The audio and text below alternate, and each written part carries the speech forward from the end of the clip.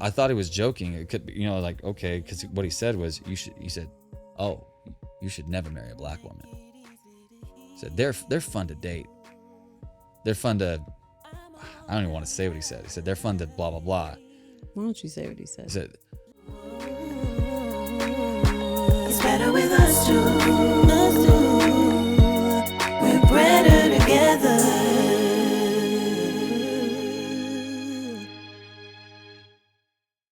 welcome to Bretter Together, a podcast all about bridge building in every area of your life. I am Brydon Brett. I am Mina Brett.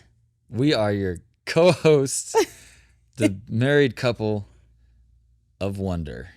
The married couple of wonder. We'll get that.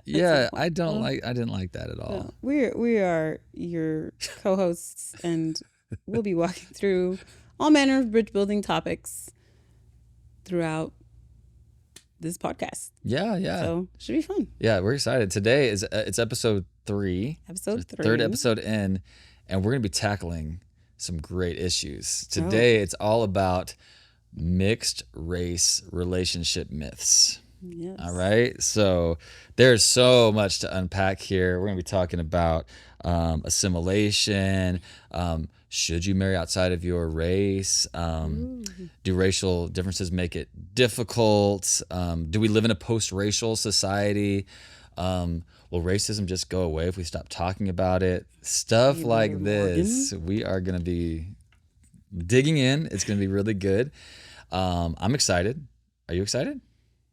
I am excited-ish. Ish?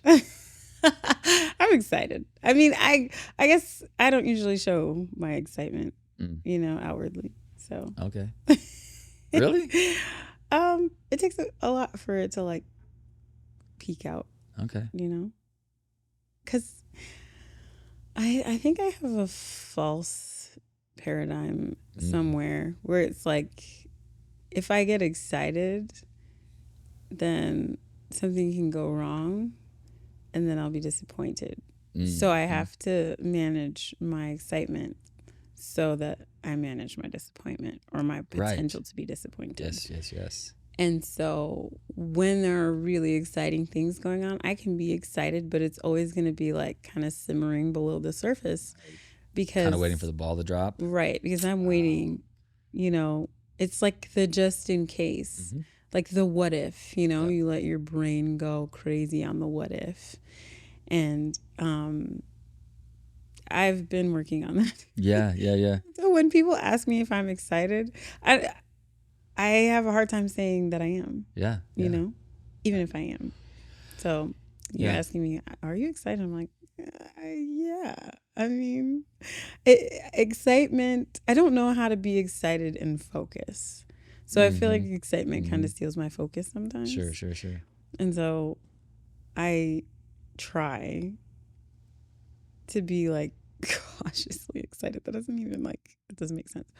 But I think you understand what I'm trying to say. I do. And I'm just like you, the psychologist in me is, assessing and analyzing, because I'm the same way. And I wonder, one of our friends, Taylor Church, who also does a podcast and it's produced by our producer, Tommy. He was talking about love and pain, where there's great love, there of necessity will be pain, and I've assessed my life, because I just tend to stay even, don't get too high, don't get too low, right? And I wonder if that's actually good or not.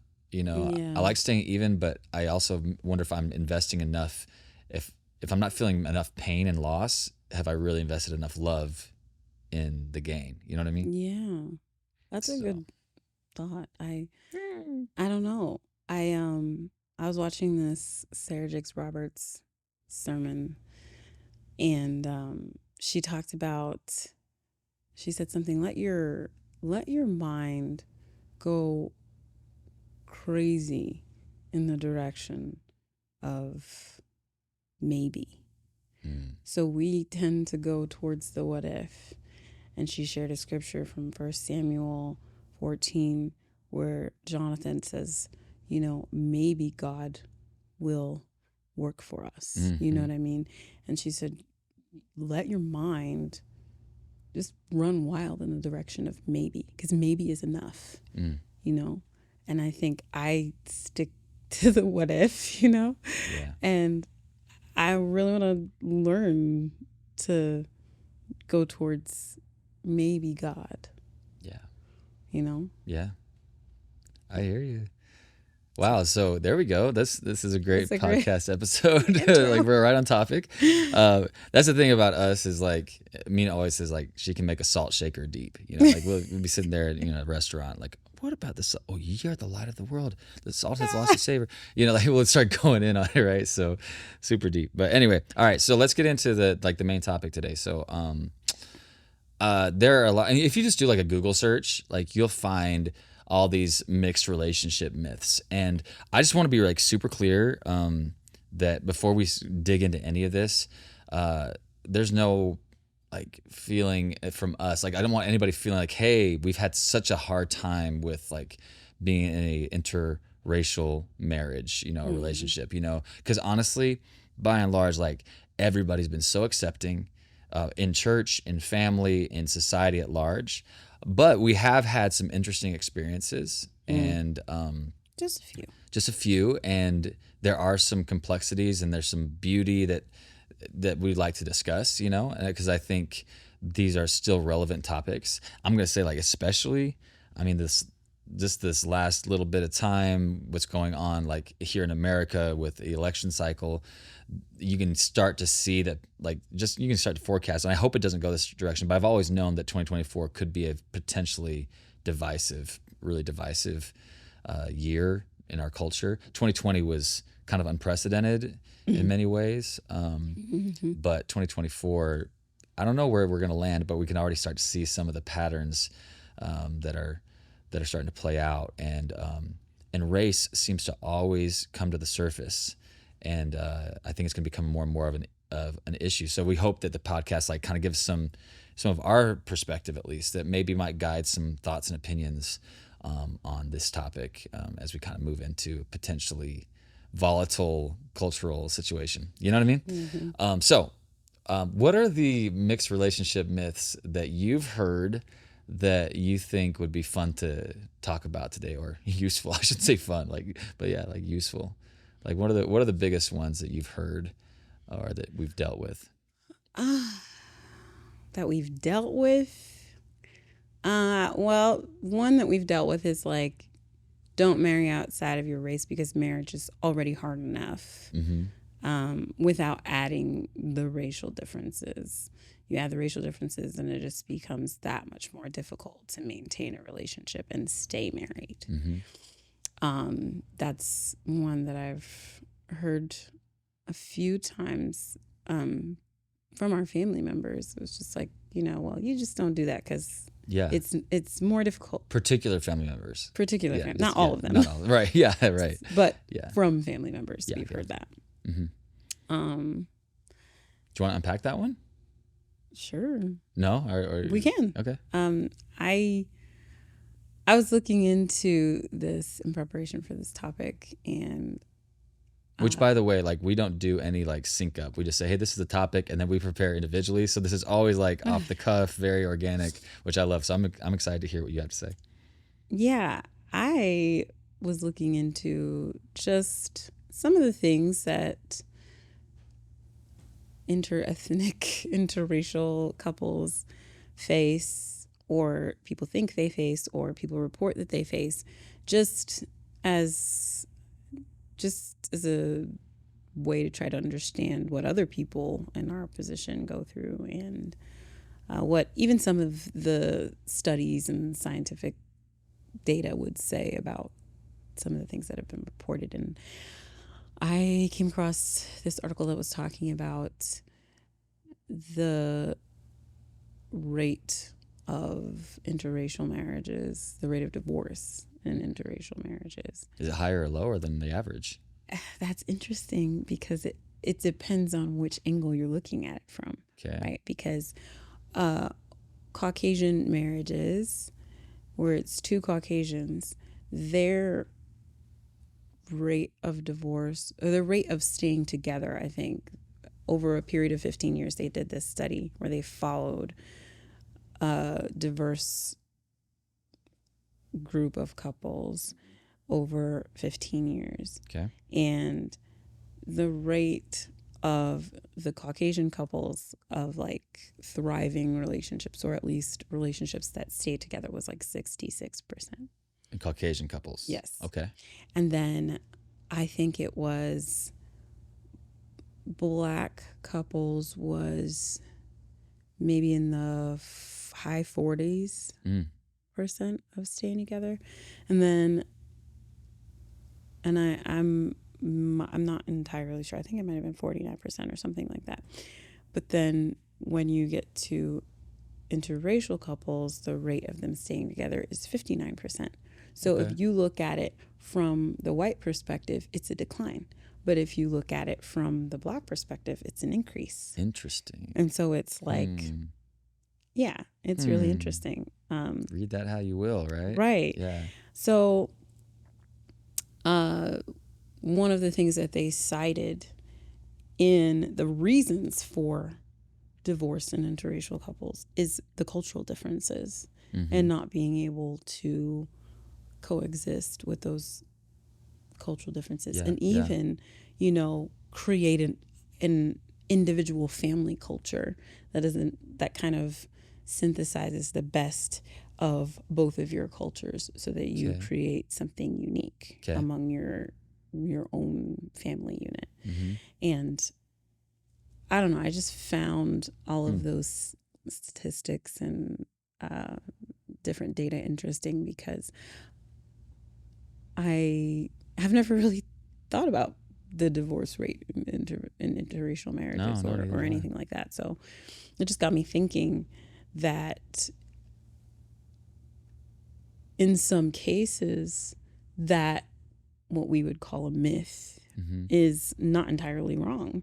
That introducing more problems on top of the already existent problems in a regular marriage between two people who are in the same race or ethnic group, it does add some difficulty that maybe other couples wouldn't face. Gotcha. Now, problems, like, you're saying, like, what are you saying is a problem? Like adding problems? I just want to make sure I'm clear on that. So, like, is it a problem? Like you're just talking about the differences? Yeah. Okay, so the just differences, layers of complexity. So not right. Okay. Well, or whatever. What are the major things that people report when it comes to divorce? Like, a lot of times it's just like irreconcilable differences, and then or money, sex. Right, and sex. Those are the major stressors in relationships that kind of cause them to go off the rails. Yeah. And so then you add cultural differences on top of that. Right. And if you aren't able to get through the basic things that couples face, that all couples face, then adding cultural differences and misunderstanding each other's cultures and all of those things, that can really complicate it even more. Right. So I can understand why people would say that. Yeah. But for us, it's been a myth. Yeah. So, well, don't you think, like, on that is mostly about perspective? Because, right. Well, that's like everything. Right. But it's because for us, you can view the differences as a problem, as complexity, or you can view the differences as beauty. And for us, I think episode 2, we're talking about the concept of unity, right? And the difference between agreement and alignment, right? And having the expectation of diversity, that God created diversity and that it's a beautiful thing. And so if we go into relationships expecting people to be the same as us, then that's a real problem. But if you go into it expecting to receive and to give and to grow together and develop a culture together and to take the beautiful things of your cultures and then disregard the non-essential or non-beautiful things, that it can be really beautiful. So if you have that perspective, and I think then for us, it's just beautiful. Like, I love it. I told you like last time, like one of our episodes, like I never thought I would marry a Caucasian woman. I just had that inner knowing from the time I was a young kid, and I just think there's something within my spirit and my makeup that makes it so that I love the intrigue of learning about you. Because like I could take a lot of things for granted. If I was married to a white woman, right, or a Caucasian woman, that hey, you're just gonna automatically be the same as me because you look the same as me. But right, but that is such a myth. right, Like even like that myth of sameness Yes. is what gets a lot of people in trouble. Yes. Because it's like, well, if you're the same denomination as me, if you're the same color as me, if you're the same whatever, then we don't have to talk about the things Right. that other people might have to talk about. We can just take for granted many, many things. And then we get into a relationship and we realize, oh, right, we aren't the same at all. yep, There's no two people that is exactly alike. You got different experiences, different family cultures, regardless of if you come from the same denomination. You have different ways that you approach God, different things that were modeled to you in your home growing up. So you're going to, approach God different. You're going to have a different perspective of him. You're going to see him different. You're going to see yourself different than that person sees themselves. yes. And all of that is going to play into the relationship. And if you take that for granted, a lot of times Yes. it blows up in your face. Yes. So that myth of sameness is very destructive. Thinking that you can just look at someone and assume that you have the same exact ideas about everything or that you ever will. right, If you're in a couple with someone, like if you're in a relationship with someone and they, have different opinions but never express them, you can just assume that, well, we think the same thing. Right. So you start unpacking that stuff. Right. And we don't always like what we find. Right. This is so helpful. Like, I think this is a really core thing in any relationship. If we have that understanding, what you're saying is really big, because I could have married a Caucasian woman from the Church of Jesus Christ of Latter-day Saints from Missouri who liked basketball and played college basketball and had all those things line up.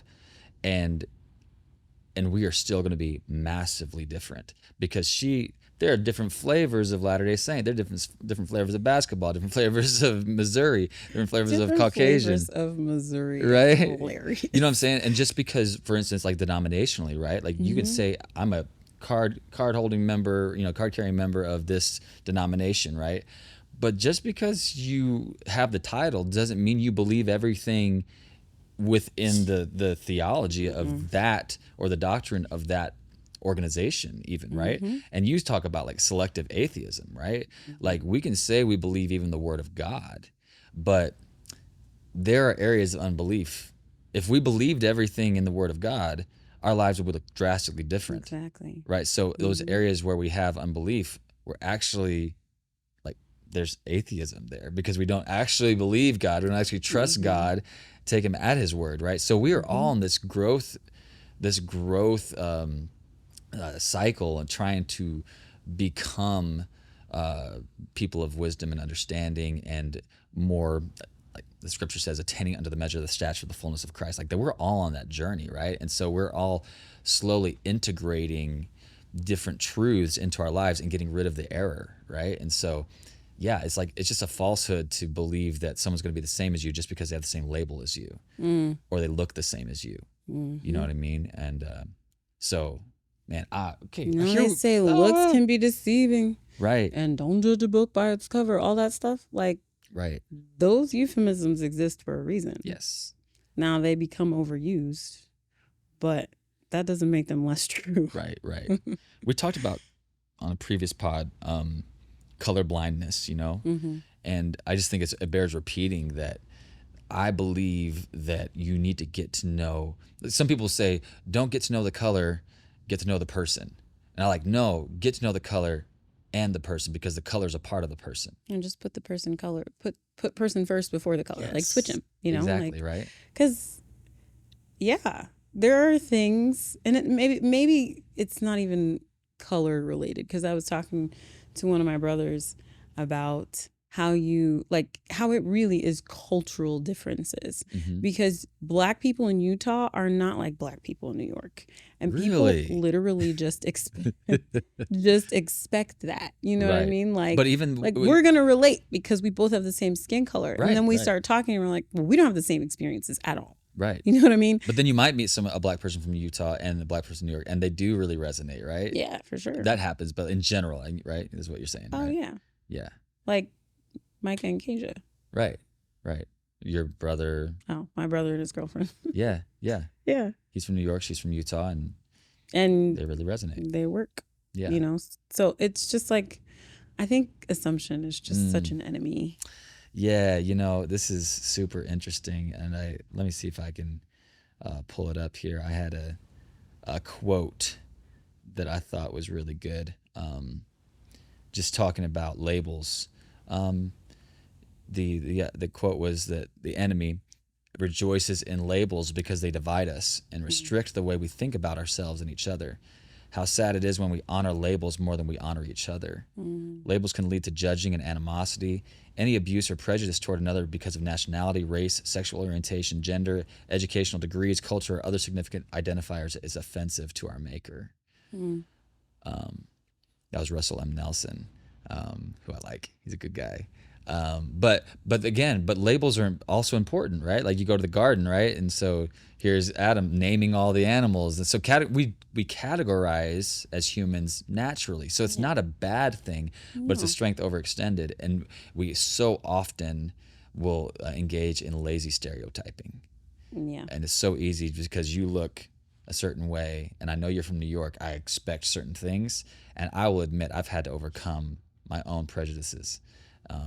I've been working on that. I every once in a while I'm like, oh my gosh, I didn't realize I had that internal bias, and it's still there. And like, okay, I'm like, Lord, help me reconstruct my belief system so that I see creation the way you see it, Yeah.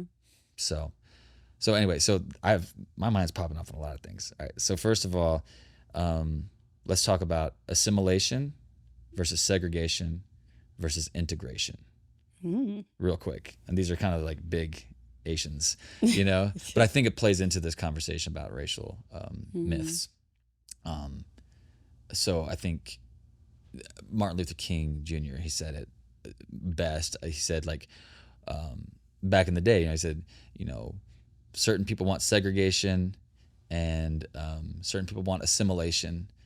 Typically the majority culture, right, is going to require assimilation into your culture. So you and other people of color know very well the concept of code switching, and that in a predominantly white or Caucasian culture, Western European culture that America has been historically, that the culture you feel like you have to fit in. So you have your own subculture where you can be yourself, but then you have to switch a little bit, right, to fit into the broader culture.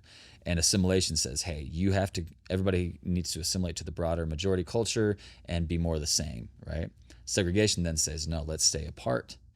And what Dr. King was all about was genuine integration, where we integrate black and white and all of the different ethnicities and cultures into something beautiful that would recognize our differences and the beauty of them, but also celebrate what we have in common. He called it the beloved community. That was his end goal. That was his end game with everything. So I'm just curious, what are your thoughts on those three ideas, segregation, assimilation? Because actually they're still prevalent today. Oh, yeah. They're still there. There's an undercurrent of all three. Assimilation is so prevalent that they had to pass a law giving Black women permission to wear their natural hair in the workplace. Right. That's wild. Yeah. Right. Because white women get to wear their natural hair, you know. But no, a Black woman has to straighten it, has to do these things because it's not viewed as professional to have an afro. Right. Or to have, kinky twists or whatever the case. Like you have to assimilate to the business environment. That doesn't look professional. Right. Who decides what looks professional? Right. The majority culture. And so assimilation is necessary and we always kind of feel like that. Like I have to look and sound and be a little bit more like you, code switching, all the things. Like everybody has a telephone voice. Everybody, Right. not just black people, white people too. But the black people telephone voice sounds a lot more what someone would call professional than, you know, what we would speak to each other with. Right. And so assimilation is definitely one of those things that can be stifling to the soul, because you constantly feel like who you are isn't enough, or isn't right, or isn't acceptable. And you have to present this whitewashed version of yourself in order to make any progress, in order to get ahead anywhere. And what we might consider formal or respectful or any of those things, or modest, or any of those things, they are they often have to be sacrificed in order to climb any kind of social ladder or corporate ladder or anything like that. In order to advance, assimilation seems to be necessary. And there's a lot that there's a lot of places that you can go from there, you know.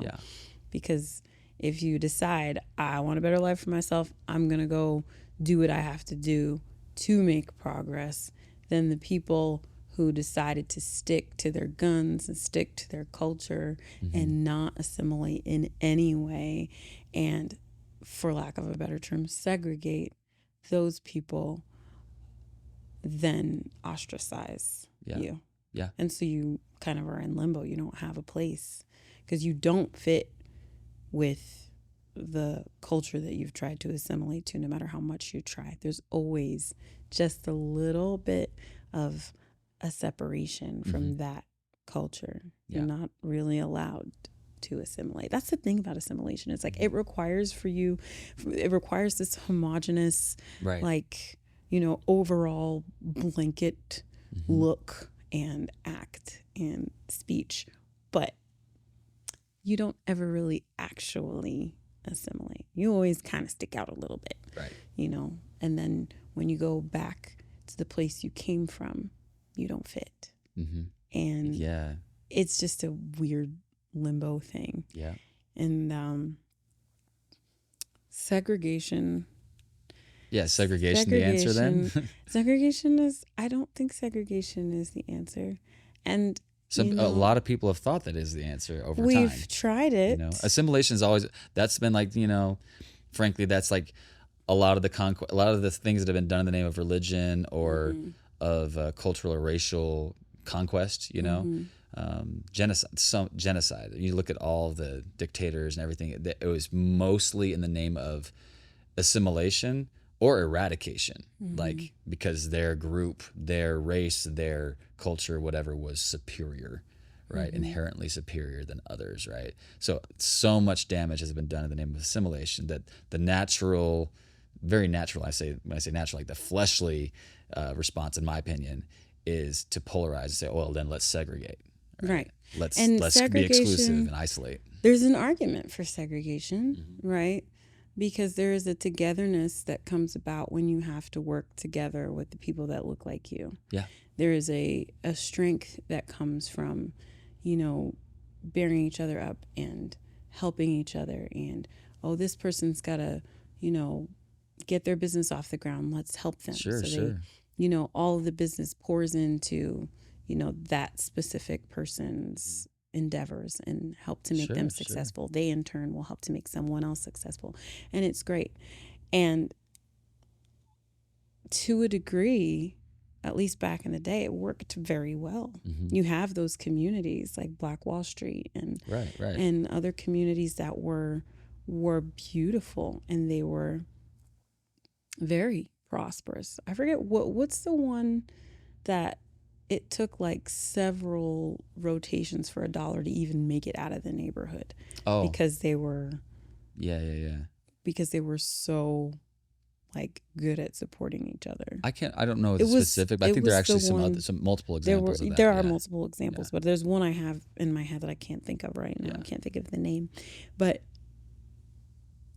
those are the places that, because they were so prosperous and the white people outside of the community were not seeing any of their business or any of their money. They weren't seeing any of that revenue. And they saw the prosperity that was in that place and they were jealous. And they came and destroyed it. Yeah. Utterly destroyed it. Yeah. Murdered thousands I didn't know about this until burned 2020. These places down. Yeah. Yeah.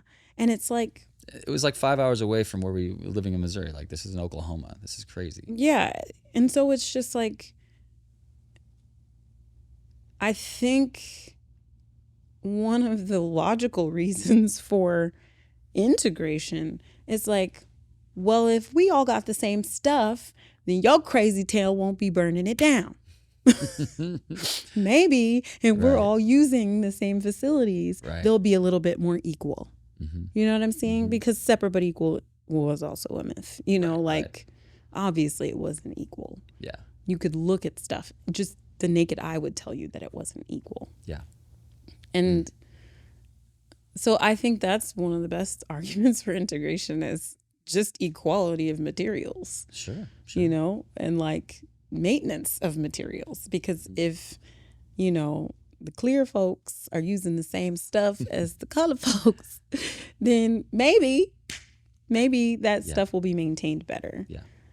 And I think that's one of the great arguments for integration. But there's so many like lakes, you know, that used to be towns. Yeah. Where they'd take these lakes and these neighborhoods that were thriving places that Black people lived, and they would raise them. They would relocate the Black people. They'd raise them to the ground and just fill them with water, and then create this whole narrative where it was like, oh, a great place for families to come in the summertime and have a lake day and all this crap. Yeah. And it was stuff that they had taken from prosperous Black people. Right. And so it's just like, it doesn't really pay us to be separate. Yeah. It doesn't, and I'm not saying us as Black people, but like humans. It doesn't. Okay, right. It doesn't benefit us to be separate. No. Because if we're together, then we will understand each other's importance and not try to lord it over, you know, someone that we feel is inferior. Yeah. And if we train our children in that way, like we are the same, then ideally, gradually, society will come to the same mind that we are all just humans. Yes. And mind is the key. I think, it was last episode on unity. It really is about the paradigm, the belief system, the mind. Because everything you're talking about stems, all the goals, policies, procedures, purposes, functions, limits and controls, all the things are dictated by, at the very top, by what you believe. You don't do anything that you don't believe. And so changing that fundamental mindset level is really where you're going to see growth. So policy level affects us, but policy, you can't, Martin Luther King Jr. said, you can't legislate the heart. You can't legislate the heart. Can't legislate the heart. So so I think what you're saying is really, really valuable. There is I am all about segregation in the sense of honoring your community and coming together on those things you have in common. But to do that exclusively, where we just separate as humans, that's not pleasing to God. There has to be a way to maintain and honor the culture that makes us who we are without assimilating. Yeah. And I think the only way is integrating. Yeah. Where we honor each other's cultures. Yeah. You know? So often it is about the subculture learning the dominant culture. And finding ways to fit into that. Yeah. But right. I think if we did it for each other, it would be less daunting. Yeah. Oh my gosh. There's so many things swirling through my head. Yeah, right I now. know. And we're supposed to be talking about mixed race relationship myths. Which we are, because you said you shouldn't marry outside of your race, right? Like that's the myth. Right. Well, the myth is race. Yeah, come on. Right, wait one second. Before we go there, we got to go here real quick because I just want to wrap up what we're just saying on the segregation, assimilation, and integration thing. Martin Luther King Jr. said that he was talking about communism and capitalism at the time, which were big hot button issues. And he says, communism forgets that life is individual. Capitalism forgets that life is community. We need a higher synthesis of the two. And I think that's the integration. It's bringing individuals and community together into a multi-ethnic family. That's God's heart. In the book of Revelation, it talks about when he comes again, it'd be people of every nation, tribe, and creed and tongue. Not creed, but tongue. That's not what the Bible says. But everybody at the feet of Jesus, and worshiping, right? So it just paints this picture of this multi-ethnic family of God. God having created the diversity, but at the end of the day, we are all God's children. We're all humans, and so we'll get into the concept of race here in a second. The other thing that I think is really key in that conversation is Ibram X. Kendi said that his view in the final analysis of racism was that racism as a system has been kept up not because of greed or a desire for power, but he said what supersedes that is what he called unintelligent self-interest. Because people are self-interested, but they think that segregation or assimilation will serve their interests best. So it's unintelligent self-interest. What would actually serve everyone's interests best, including their own, including those who want power, would be to integrate. That would be the best thing for everybody, including themselves. But it's unintelligent self-interest that causes you to segregate or to assimilate or to exercise power or superiority over another person or another culture. So I think that's valuable. So those two viewpoints, right, I think support the idea of integration and I believe where God wants to take the family of God. So you shouldn't marry outside of your race. So let's talk about race for a second, because race is a myth. And I'm big on this, and there's so many thoughts. Oh my gosh, I did not anticipate that this would lead here. We're gonna have to do a multiple part on this one probably, because we could go for a long time. Maybe. All right, so race. What are you want to go there? You want me to go there? What do you want to do? Because I feel like you have thoughts, and I know I do.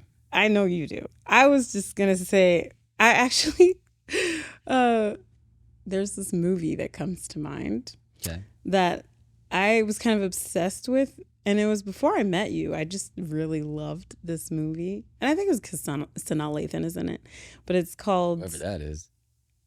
You don't know who Sanaa Lathan is? You know who Sanaa Lathan is. Yeah, maybe if I saw him. Her. See, I don't know. How do you know this? We've talked about this before. Okay. This movie called Something New. I made you watch Something New. I think. Oh yeah. You made me watch that. Yeah. Yeah.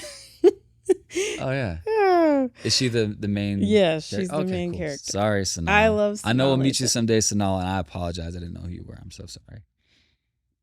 Anyway. I had to say it to the camera. Okay.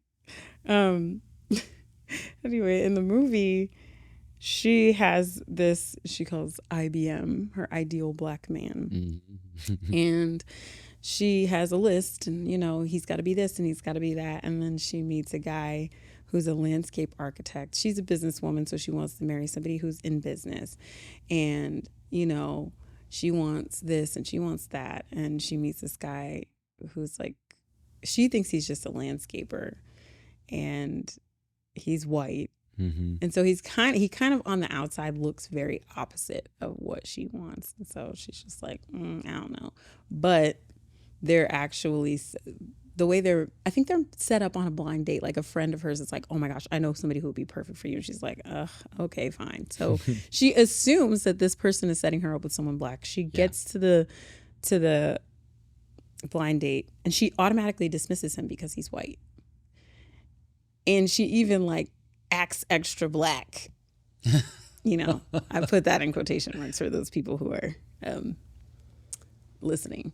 But yeah, she just, you know, hey brother, how you doing? Every time she sees a black person, you wearing them dreads, girl, you know, like just really, really just hamming up the whole I'm black, you know. And he sees right through her. And she hates that. Right. He's like, you're acting extra black because you see me sitting here, you know, kind of thing. And she's like, what? You know, he calls her out and she hates it.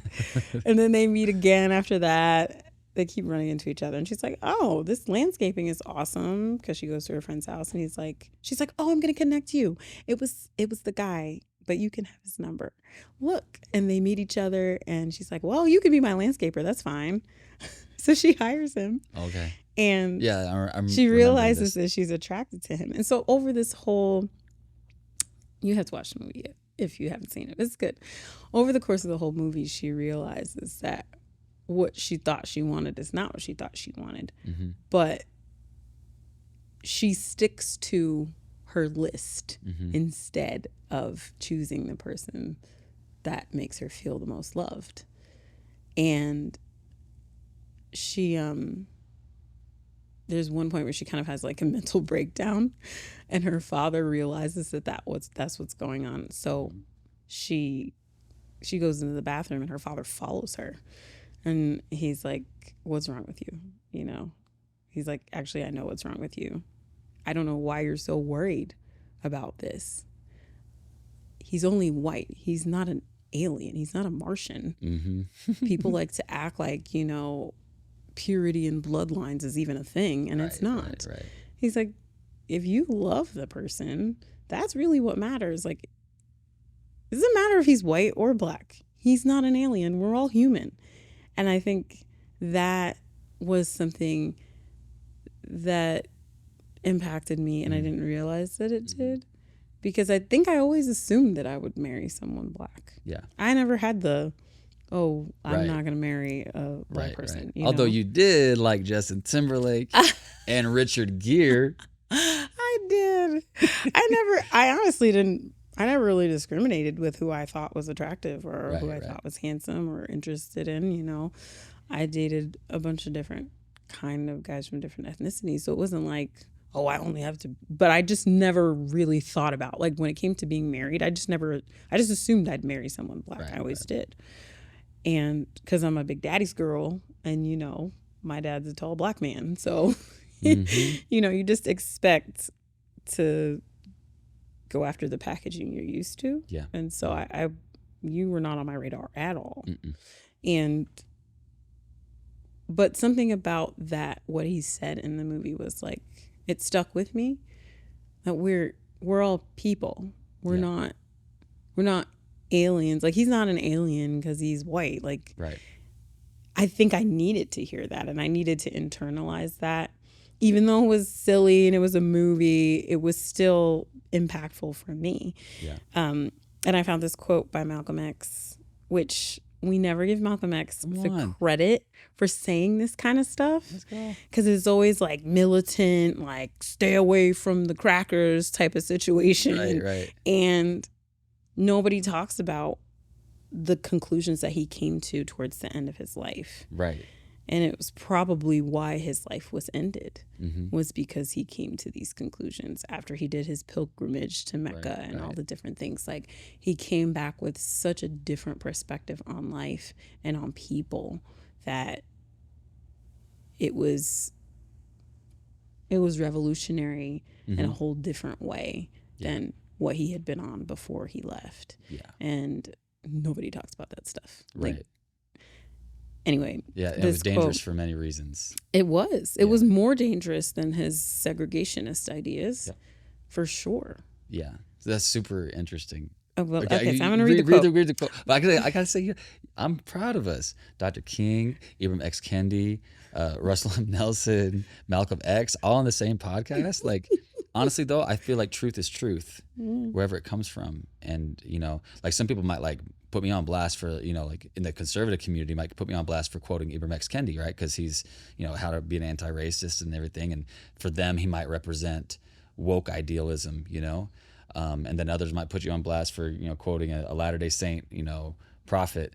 And then others will say, "Oh no, Malcolm X or Dr." You know what I'm saying? Like, most people love Dr. King, but he's one, whatever away from being canceled. You know what I mean? Like, just their thing. I'm just saying, like, I just feel like it's really important to be able to learn upward, downward, and sideways. And I'm grateful that you're bringing Malcolm X into the conversation. So that's all. I'm done with that. I was just going to read the quote. When you are dealing with humanity as a family, there's no question of integration or intermarriage. It's just one human being marrying another human being, or one human being living around and with another human being. I love the first part of that. When you're dealing with humanity as a family, there's no question of integration. Yes. If we're a family, then integration is not necessary. Yeah. We don't even have to think about it. Yeah. And then Dr. King said, this is not a true problem since individuals marry, not races. Boom. So it's just like, I'm not marrying your race. I'm not marrying your skin color. Yes, your culture is absolutely important to the overall culture of the family we will create. But if I already look at you as family, then whether we're in a relationship, like an intimate relationship or not, then it cancels out the need for integration. Yeah. It's not needed. Yeah. We don't have to do all the work of, you know what I mean? Because I already look at you as my brother or my sister, or, you know what I mean? Like, if that's our zero, Yes. then it really is only up from there. Yeah. Okay. That's the paradigm. That's the paradigm I believe to operate from. Yeah. And I'm going to make an executive decision on this episode because we're into one myth, right? So this is becoming like a series maybe or something, because we're really talking about one particular thing. And so I feel like to honor everybody's time on it, we don't want to go 5 hours on this, right? So we should probably, part 3 or part 2 and part whatever. But this idea of you shouldn't marry outside of your race has led to some really rich conversation. And I really resonate with Dr. King and Malcolm X, what they had to say about that. And I do believe that that's where it stands. And so I have a couple things to add to that part of the conversation. So number one, prior to marrying you, when I was dating you, I had the most negative experience I had with overt prejudice and racism. And it was an old friend of our family, who I love, and he's a great guy. But we were talking, and I told him that we had met in Germany, and I was seeing somebody, and then somehow it came up that you're African American, and he just got really different about it and got really serious, and I thought he was joking, but he said, he got serious and you thought he was joking? I thought he was joking. It could be, like, okay, because what he said was, he said, "Oh, you should never marry a black woman." He said, they're fun to date. They're fun to, I don't even want to say what he said. He said, they're fun to blah, blah, blah. Why don't you say what he said? He said, they're fun to fool around with. Okay. But you shouldn't marry them. I was, and I was like, yeah. And he was dead serious. I was like, okay, wow. That mindset exists still? That was crazy to me. See, as a white guy, you have the luxury of thinking that people don't think like that anymore. Right? You never have to feel the spiritual shift in a room when someone is racist. And they don't say it, but you can feel it. Yeah. You don't have to feel it. You don't even know how to detect it. Right. That's why a lot of times people will say, well, I don't think, like, I've had so many times where people have dismissed what I felt. Right. Because, I mean, you've done it before. Yeah. Like, because you just didn't feel it. Yeah, I appreciate that. Yeah. But it's because you have no frame of reference for it. Right. Like, you're just saying, like, I thought he was kidding. There's no way this guy is serious in this day and age. Right. Are you kidding me? And there's so many people who think that the racism in people's hearts doesn't exist anymore because we've changed legislation. Right. Like, it's amazing. Yeah. How many, like, especially how many Caucasian people just think it doesn't exist. Right. And they will dismiss it. They'll dismiss you if you say it does Yeah. because they've never seen it. That doesn't make any sense. How would you ever see it? Right. I had to have that conversation with someone and I was telling them about like an experience that I had. And they go, well, why would you ever? In what situation would you have the opportunity? Right. This person was like you, blonde hair, blue eye. When would you have the opportunity to experience racism? How? Yeah.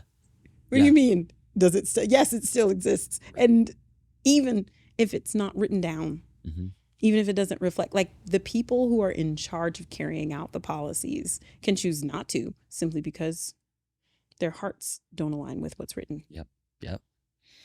And the closest thing that I can possibly relate to on it is my denominational affiliation, my religion. I've grown up with a chip on my shoulder. I was, as a Latter-day Saint, we're not part of the Christian club. And so I've dealt with that my entire life. And so I've felt that. But the big difference is people don't need to know that I'm Latter-day Saint. Nope. It's not my skin color. You never have to know. It's not my skin color. Yeah. You know, you don't get to take this skin color off. Nope. And so that's one we of judge the by things sight. that's one of the things that I try to emphasize when people try to equate it with other things. It's like, I understand the struggle that you have had to It's deal valid. with. Yeah, it's valid, and I'm not invalidating it. Right. What I'm trying to say is that you don't really understand what this is like, because I wake up with this. I go to bed with this. I can't scrub it off. I can't change it unless, and even if I tried to erase it, it's in my, it's in my everything. Like there's no way to erase that. Yeah. And if I try, I'm not being true to myself. Yeah. So it's like, it's not really the same as you going into a room and nobody being able to detect. If you don't change your appearance, if you don't wear a name tag, nobody's gonna know. If you don't wear your suit and look a certain way, have your name tag on. If you walk into a room looking like this, nobody's gonna know you're Latter-day Saint. Right. I've had 3 experiences in the last 24 hours where people didn't know, and they started talking to me about Latter-day Saints. Saying, it was so funny, right? Wait. In the last 24 hours? Yes. Tell me about it. Oh, no. It's not, anyway, it was funny. I was talking to this one lady because we did a King Will Come. We're part of a worship collective called the King Will Come, and we did an event, and I got to talk with her afterward. And we just moved to Utah. And so she was the sweetest lady, and I love her, and we're going to be friends for a long time. But she didn't know I was Latter-day Saint.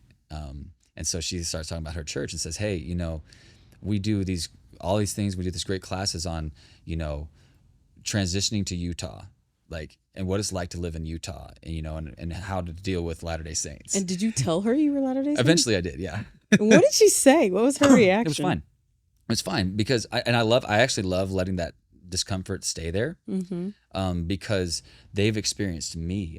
They now know, they've seen that I love Jesus, that I truly follow him. I try to, and that I have love in my heart, and they experience that, which creates dissonance from what they're seeing compared to what they've believed or heard. And I love creating that dissonance because that's how a bridge is created. Right. So I love letting it sit there for a little bit because tension bridge. Right. Yeah. So there's an intentionality to that because I've learned that dissonance is where growth happens. And so I don't relieve people of that immediately. I let them deal with this. Well, he's this way, and you have 3 choices at that point. You have 3 choices. You can either neglect the evidence completely. You can chalk it up to the devil. You can demonize the person, or you can say, "Wow, I'm going to synthesize this into my belief system now. That maybe, just maybe, at least this Latter-day Saint loves Jesus. And maybe then other Latter-day Saints can love Jesus. You know what I'm saying? Right? Yeah. So anyway, I have had those experiences, but where was I going? Back to the guy. Back to the guy. Okay, yeah. Sorry. So he said, "You never marry a black woman. Right. It's better to fool. It's cool to fool around with them, but you never marry them." Right. And so you said were you angry? I was. And what did you do? What did you say? What was your response? Oh, Because I was know that I a lot of left the times, situation. I stood up. I just said, "You're wrong. I love you, but you are wrong. That is, I can't believe you. Like, I can't even remember what I said, but I was actually very uncharacteristically direct with him, because that was just such a false way of thinking. Yeah, a lot of times people are so stunned when they first come in contact for themselves with that kind of thinking that they don't know what to say and they don't have a response.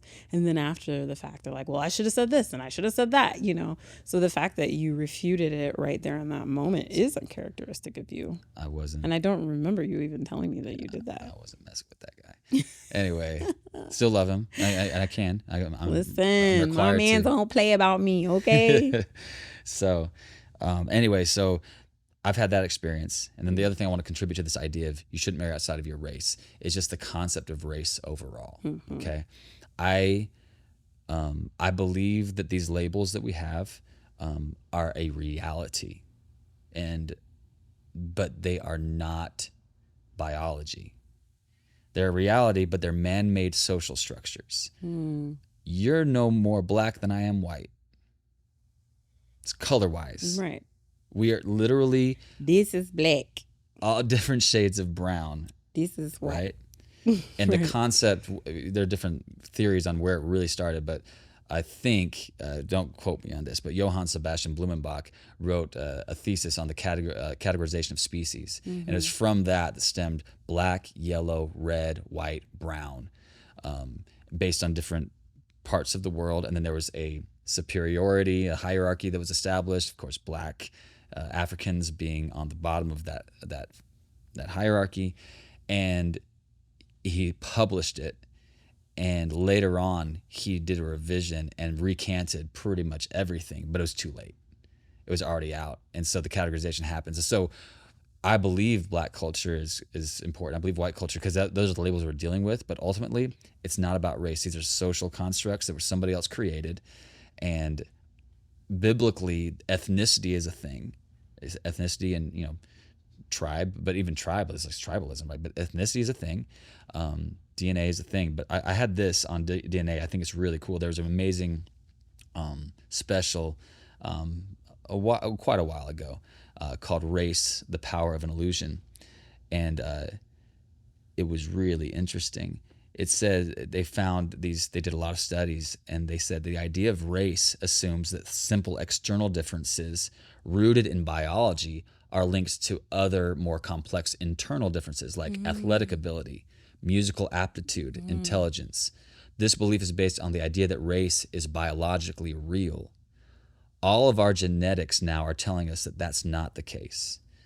We can't find any genetic markers that are in everybody of a particular race and nobody of some other race. We can't find any genetic markers that define race.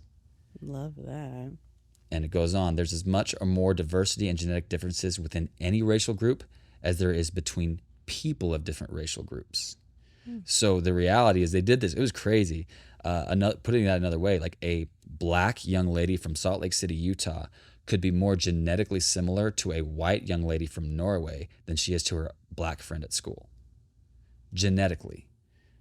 Like, we are so much more similar genetically than we are different. And the genetics, the DNA markers, the contributors to skin color make up a finite percentage of our genetics. The external part, it's all about melanin. It's all about where your ancestors, originated and so forth, right?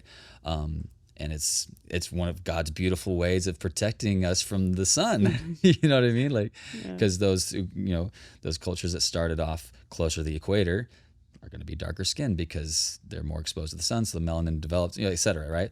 And so I don't believe there's any ideal or superior color. I believe they're all part of the Lord's color palette. And race is just not biologically real. So for me, when to talk white and black, I realize it's the reality we're dealing with, but it's not the ideal.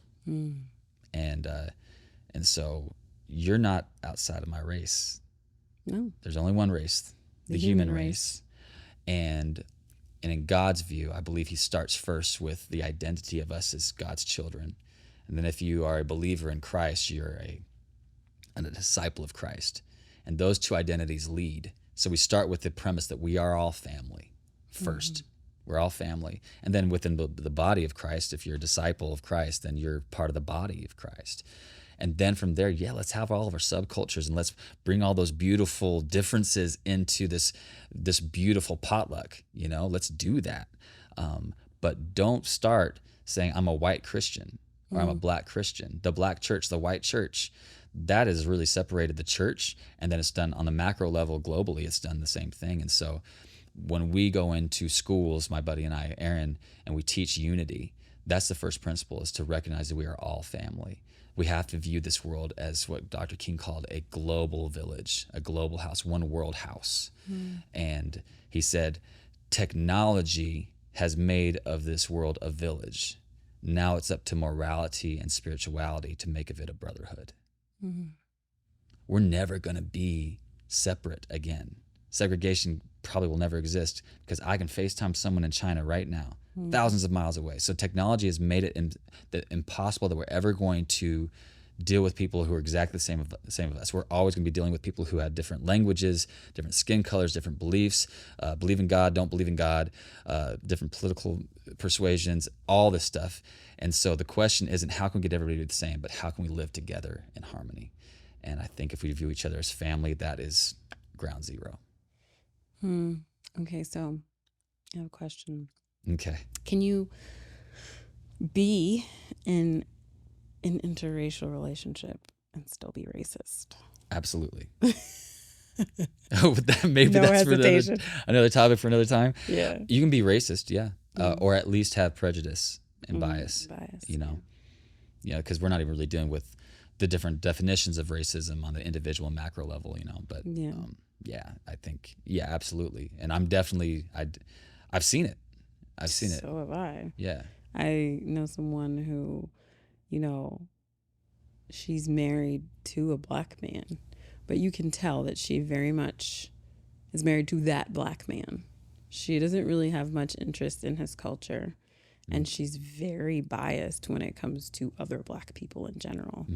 She's not interested in even changing it. Yeah. She's very settled in who she is and how she believes, and you can tell in conversation with her. Yeah. And in the way she treats, like, she has no interest in learning about people of other cultures. Wow. You can tell. Yeah.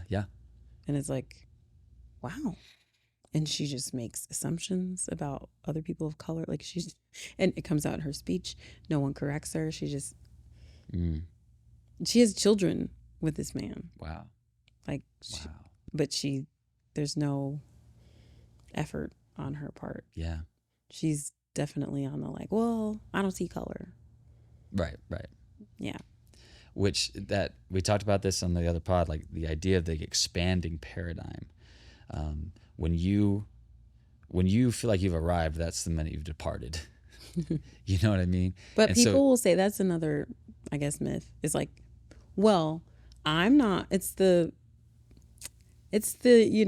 quintessential example. Like, I'm not racist. I have black friends. Right. Well, I'm not racist. I'm married to a black man. I have black children. Yeah. And it's like, but your behavior is suggesting something else. You know what I mean? Right. And that's what I'm saying. That seems like this particular individual perhaps has accepted certain things as true and is not willing to expand the paradigm. Yeah. Right. So I was talking with my friend about this the other day, and it's as Christians or it's just as a human, ing really matters. Ed is not the suffix? I don't know what it is. It's at the end of a word, right? It's not the ing is what life is all about. Growing, expanding, not growed, not growed or expanded. Like if you put an ed on something, then you put yourself in a box, and we have to continually be willing to expand our understanding, our perceptions, and our acknowledgement of beauty and truth, and challenge our belief systems. But that's work that not a lot of people want to do. No. So anyway, this has been good. I know this kind of took some lefts and rights that we weren't planning on, but I think we'll want to keep this topic up. So if there's one thing that you want our listening or viewing audience to take away today, what's that thing for you? Take away. What do I want you to take away? Wow.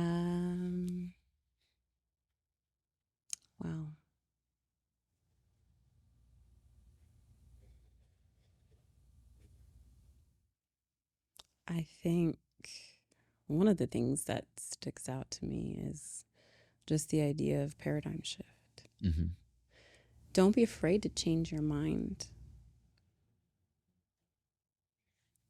Don't be afraid to change what you think you know, to adapt, to take in truth and challenge yourself to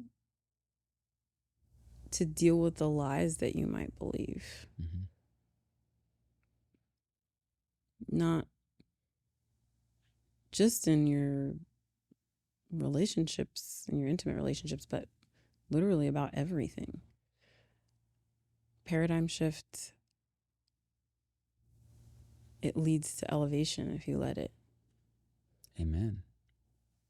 If you let it, paradigm shift transforms or has the ability to transform your entire life. Mm-hmm. Because your paradigms are what determine how you live.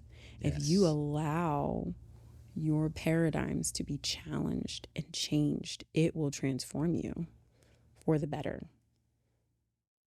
And it'll transform the world around you. Yes. Because you've transformed. And so it's a continual process because we have paradigms about any and everything. And if we allow those things to be shifted and not set in stone, if we allow ourselves to be the organisms that we are and not exist as a stalwart organization. Right. You know what I mean? With no room for fluidity. With no room for growth, with no room to stretch, then we do ourselves a disservice. Yeah. If we allow the very elasticity of our brains to do what it is supposed to do and change and adapt to truth the way it's meant to, it'll transform our entire lives. It'll transform everything about us, specifically the way we see ourselves and then the way we see the world. Yes. Yeah. Come on, babe. I love that. That's perfectly aligned with what I would say as well. The big takeaway for me that I would share with anybody is that the lens you view things through changes everything. Your paradigms really do matter. And when we choose to put people in boxes based on height or skin color or weight or other external factors, we rob ourselves of the opportunity to get to know them for who they truly are. And I believe this racism is real, but it's a paradigm, it's a heart set that can be changed, and we can overcome it individually. And if we can overcome it individually, then we can overcome it systemically. It doesn't exist, it's built into systems, but humans build systems. And so we have the opportunity as we transform individually to then go into these systems and change them for the betterment of all humanity. And I believe every person is an individual of value. They're worth knowing, they're worth loving, they're worth respecting. And I honor your skin color. And I know you honor mine as well. And I honor everything about you, including that. And if we change our lens to view each other as family and start from that premise, I believe that that can have ultimately a global impact. But it does have to start from the inside out. Yeah. So, yeah. Yeah. Good one. Okay. All right, guys, if you're still listening or watching this, we just want to say thank you because you didn't have to stick around, and we're really grateful that you did. Amen. We are very passionate about building bridges in every area of our lives, and we want to encourage you to do the same. We want to walk next to you as you do that so that we can walk into an environment and create an environment of unity, transform the world together. That's what bridge building is all about. We dare not leave you without a smile on your face. So what you got for us, babe? Oh, well, actually, it's kind of crazy because I found out my best friend is a ghost. Yeah. I had my suspicions the moment he walked through the door. All right, y'all. Y'all subscribe, like, follow, comment, rate, review, all the things. We appreciate y'all tuning in to Better Together. We'll catch you in the next episode. Peace. Bye.